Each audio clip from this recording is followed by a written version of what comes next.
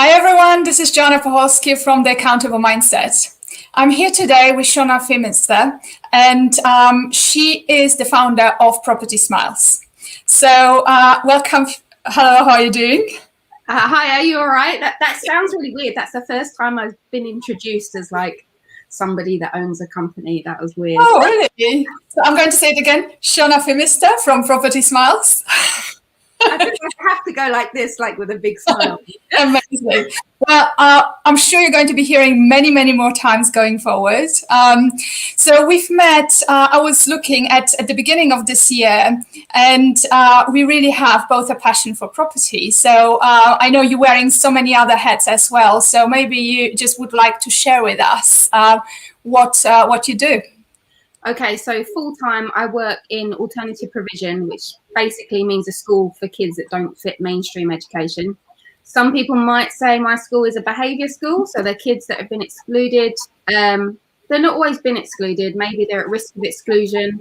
We work with a lot of special needs young people, and I'm the curriculum manager, so I oversee all the teachers. I design the curriculum that best suits the needs of the learners. But yes, I have a big passion for that, and I want to eventually have my own school, which is all about vocational learning, because I really believe you learn best from following your passions and actually doing something rather than just sitting behind a desk.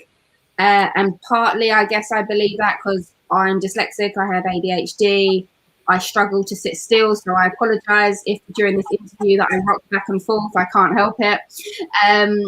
And I just love hands-on learning, and I love working with young people and turning that unconfident person into somebody that's just really smiling because they've realised that they can actually do something they didn't realise that they could. So that's what I'm about, really. That's amazing. And I think it's school time is a challenging time anyway. And I think where you have some personal challenges as well, having someone like yourself who really understands and can support makes such a difference to someone's outlook on life and the future that they have ahead of them. Yeah, well, I hope so. I have to say that although I am part of that, like my team, my school, like everybody is part of that. And even more so the learning mentors, because they work with the kids like all day, every day. They have contact with the parents. If the kids don't turn up for school, they're on the phone like, where are you? What are you up to? So yes, it is important to have people like me, and I help run the school, but it really is a team effort. Absolutely. And in addition to that, you're also doing the next qualification, don't you? Yeah, so I'm doing my NPQH. Basically, it means you do your head teacher qualification. Sorry, I was going to explain. So when you become a teacher, you can do a PGCE, then you do like PTLS, then you do NPQSL. So that means you're a senior leader qualification. I did that about 3 years ago. And yeah, now I'm doing the headship. It must be more than 3 years ago because I've been doing this for over a year, and I should qualify by the end of this year. Oh, it's very exciting coming to the last milestone for the journey. Yeah, it is, because obviously, you know, like I want to start my own place. I could have done that before, but I feel like that really boosts the credibility of like, well, actually, I am a qualified head teacher, therefore I can run my own establishment. And that should help when applying for funding or trying to get investors involved, I think, hopefully. Absolutely, for sure. So where do you find time for Property Smiles then, with everything that's already happening in your life? That is a good question.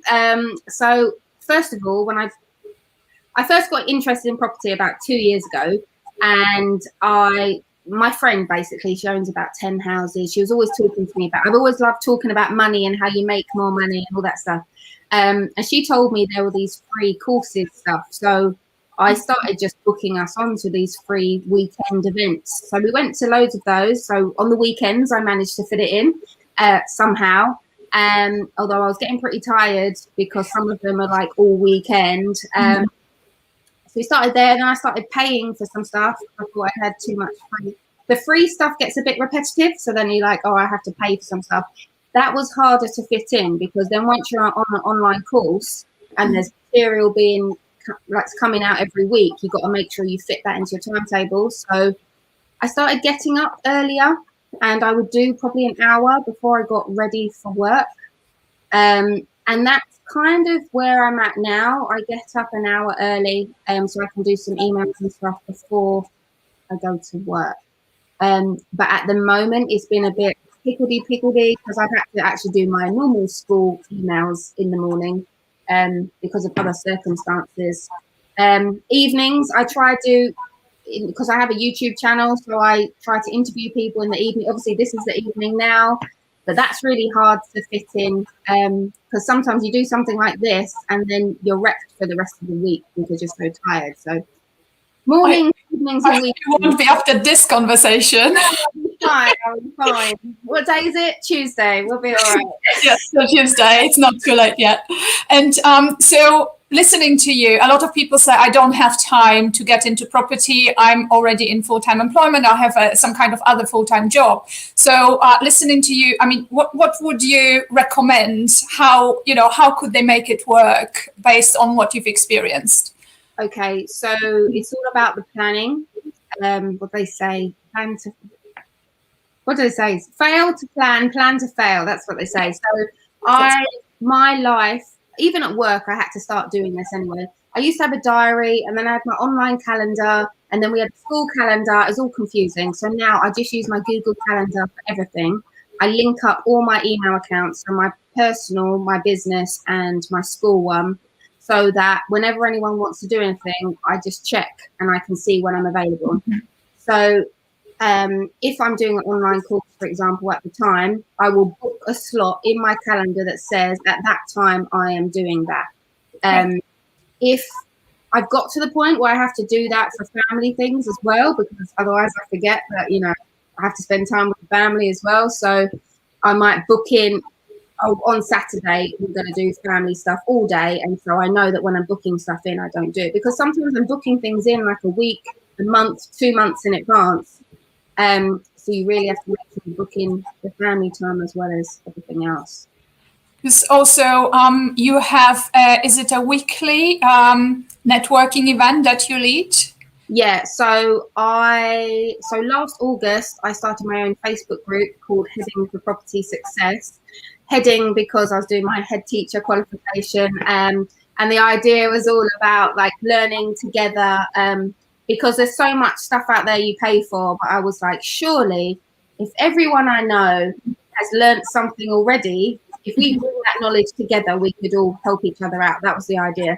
So I've grown that Facebook group, and I can't remember when I started the free networking. I think it was January when I started my YouTube channel as well.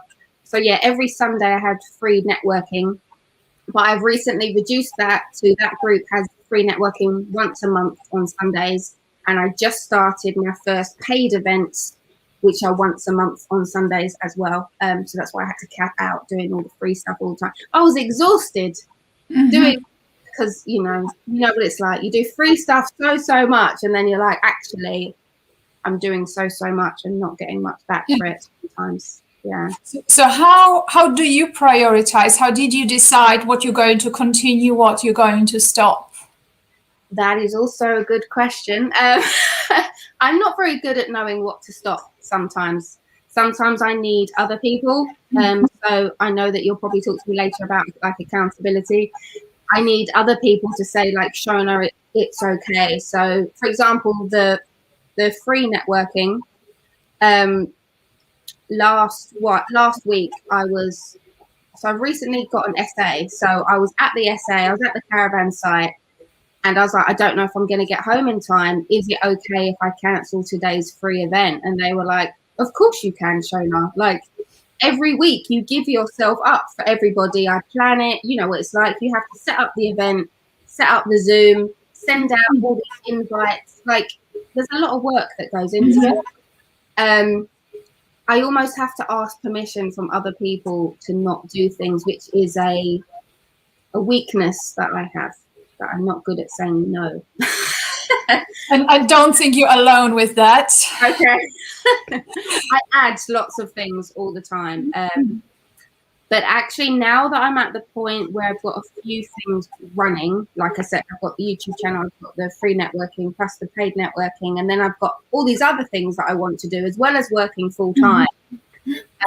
It's making me be more realistic about what I do moving forward, because I'm like, actually, say for example, I'm thinking about doing an arts award course because I can get people qualified for an arts award through an online course.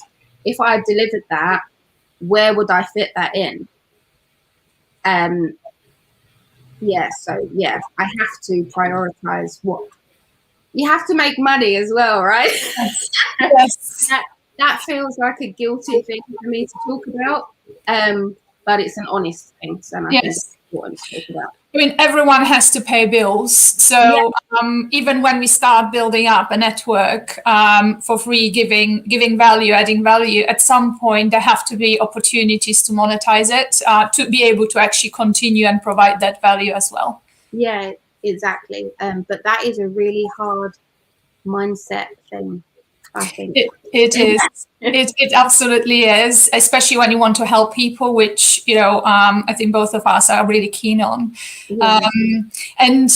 With all the effort and focus you've put into property, you've now secured your first deal. I'm sure a lot of people want to hear more about it, because the first deal can be like this magic growl, something that is quite elusive, and securing that first deal is so important. So tell us more about it. Okay. So first of all, just to say that it feels like so many deals could have been the first deal, and it can feel so demoralizing when you think, oh, this deal's here, and then it just doesn't tipple over the edge. That's really hard to then carry on the next day. So this particular deal, it really is about working with what the owner of a property needs. So basically, I was at a caravan site. My partner's parents, they have a caravan, so we were just hanging out on the decking, as you do in the sun. And a woman came over, and she moved in, because you can live on the caravan site 11 months of the year. She just moved in a month ago, and she came to introduce herself. And she said that she travels a few times a year, and she was interested in renting out her lodge. It's not a caravan. Do they know anybody that rents them out? So I just listened for a while. I was just taking in the information. I didn't really want to talk about this in front of like my partner's family. That was a bit awkward.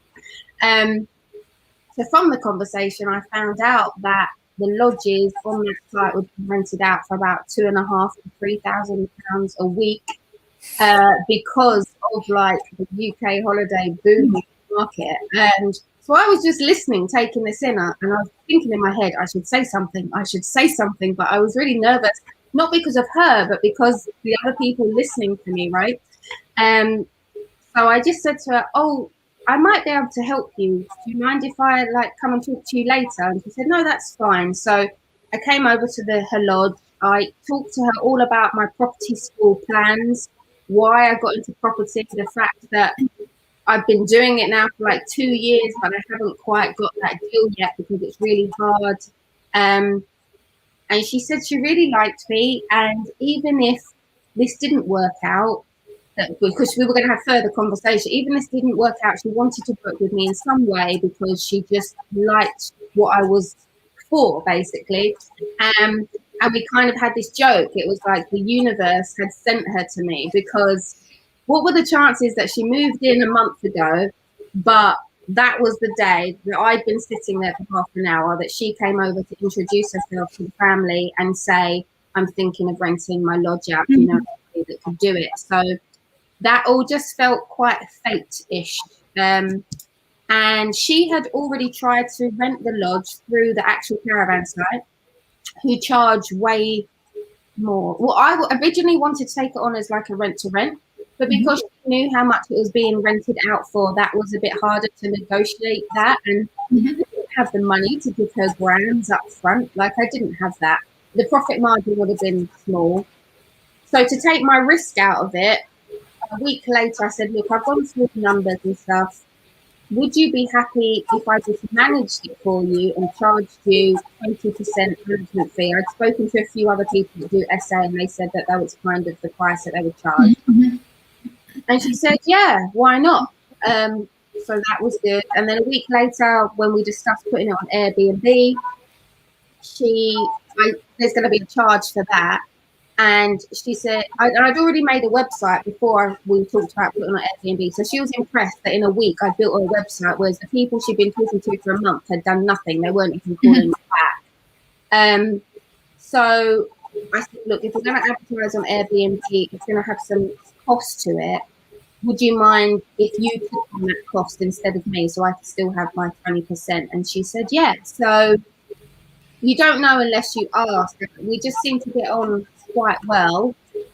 So I've only got it for 6 weeks while she goes away.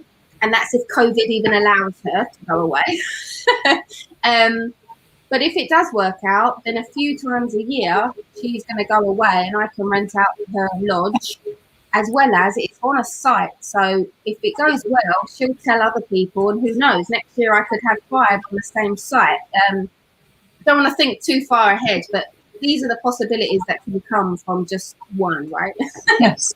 And I think, I hope it really encourages other people who are starting off in property as well, that, it can take much longer than you think or you hope. But it's really this consistency, persistence, but also seeing the opportunities that are really, really unexpected. Because as you said, what are the chances something like this would happen? And yet it did.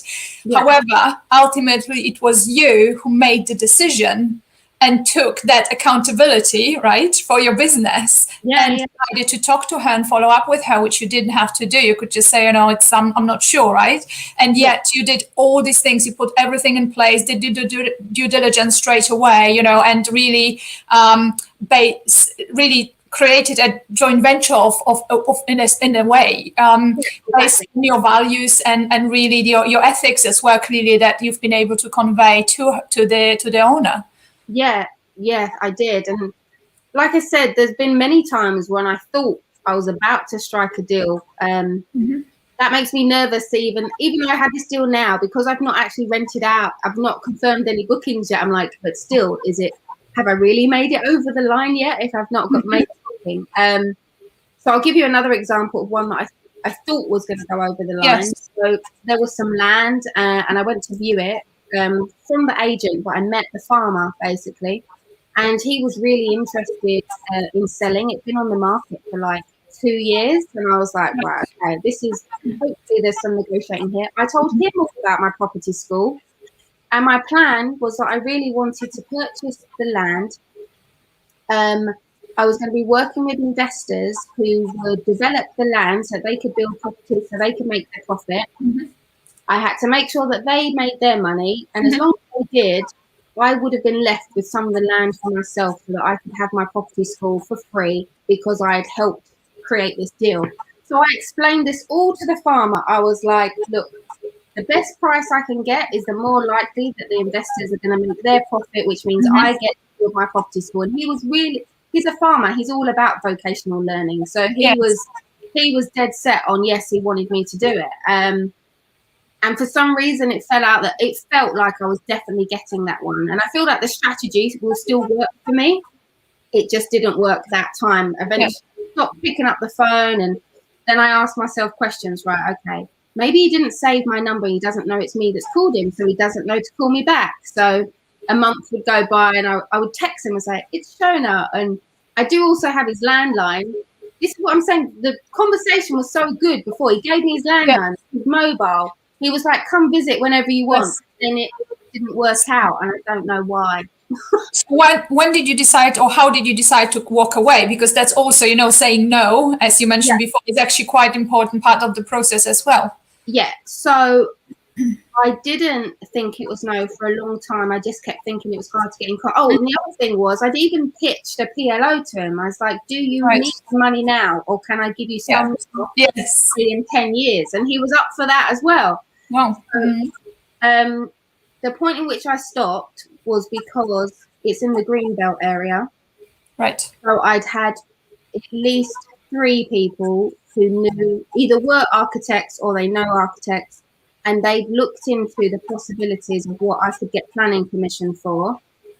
I'd probably get the permission to build the school, but not to develop properties, which I needed to make the money to get a property school. So the deal wasn't going to stack because getting the planning was going to be so difficult. And it was at that point that I was like, I don't need to keep contacting him because it's not going to work. Another avenue would have been, I still am going through the avenue of talking to the council, or trying to talk to the council, because if they are on board with what I want to do, then the greenbelt thing might not matter as much. They'll tell me how to make it fit the criteria. Yes.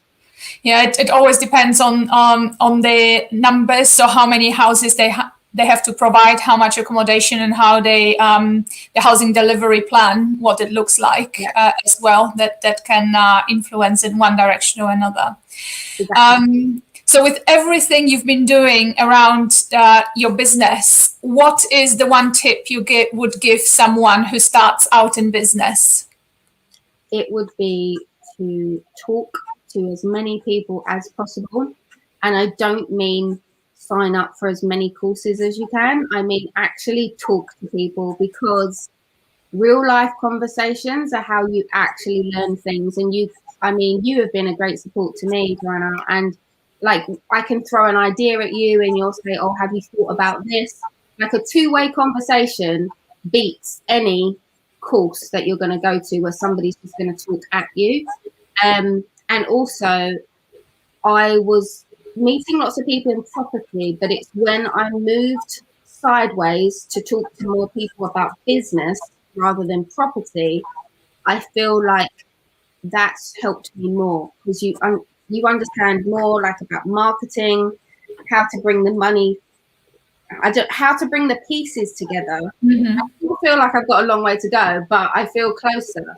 Before talking to people about business and just talking about property, it started to feel like I was in, I don't know, I always feared when I first signed up for a course, am I just getting into like some niche audience thing where they're just going to upsell to me all the time? And I've got to say, I do think that is what happens a lot of the time, and you get a bit stuck in this place. But if you don't understand business and how all the things fit together, then you're not going to be able to do that anyway, unless you partner with somebody else. Actually, I'd say that's also a good thing.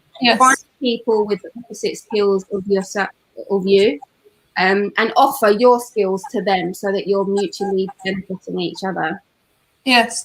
And is this, was it part of the journey where you also joined the Accountable Mindset community? Yes. Yeah, so I'm in your community, so I often post and answer your questions on there. And I don't always, but I read them every day. And that's quite thought-provoking, which it's good, because I think sometimes you need people asking you questions just so that you question your own ideas. Like, why are you doing that? What are you struggling with right now? How can you overcome that thing that you're struggling with right now? Who do you need to speak to who might know the answer? Like, those kind of things they help you move forward. That's also a mindset thing, because some people take that as criticism when people are asking you questions, or they freeze up because they don't know the answers. Like, it's okay if you don't know the answer. What's not okay is just to pretend that everything's all right and you don't need to know the answer. Like, you do need to know the answer. So that just helps you know where to go with your education next, I think. That's so true. And I think you mentioned education several times, and this really growth mindset in terms of, learning more and evolving and educating yourself, whether it's free or paid content, really building up that knowledge over time to grow in business. So with everything that you've shared, thank you so much for that. And I have one last question for you, which is about your secret. What's the secret? Something nobody knows about you. So I had to think really hard about this. I was like, what does nobody know about me? It's because I'm on social media a lot, so I tell everyone everything. So some people will know this, but not everybody. So I used to be a dancer. So I actually trained in dance at college, at university. My degree is in dance and performing arts and digital media dance pathway. And when I was at college, my teacher was a choreographer. So I'm actually in a film, a dance choreographed film. It's called Home. If you Google Shona Phimister Home Dance, you'll probably find it. It's quite good, actually. Not that I'm really good. I was 17 at the time, and I was also, because the same choreographer, I'm on like Channel 4. They used to do something called 4-minute wonders, which were like adverts, and Right. so I dance in one of those as well. But You're one of the 4-minute wonders. I am in. Oh, do you know about them? No, well, now I know. That might not be what it's called. Something like that. Yeah, they used to do these arts things that you could. Oh, that's amazing. Yeah, I'm not sure it's amazing when you watch it, but yeah, that is what I used to do. We can talk about this next time. Alternative career choices. Yeah. Brilliant. Thanks so much for sharing. And yeah, it was great to have you. Thank you so much for sharing with everyone your journey and where you are today and some of the challenges and learnings as well. And I hope I one day I actually meet you face to face. Oh, yeah, we don't actually know we do know each other, Joanna. Yes, yeah, but like in real life, we managed to hopefully meet one day as well. And thank you to everyone who's been watching as well. If you had any questions, I think there hasn't been any questions. Let me know if you do want to ask anything. Otherwise, it's great to have you here and have had you here. And thank you so much for sharing everything you have. No problem. Thank you so much for having me. I appreciate it. Thank you so much and see you soon. Right, thank you. Bye. Bye.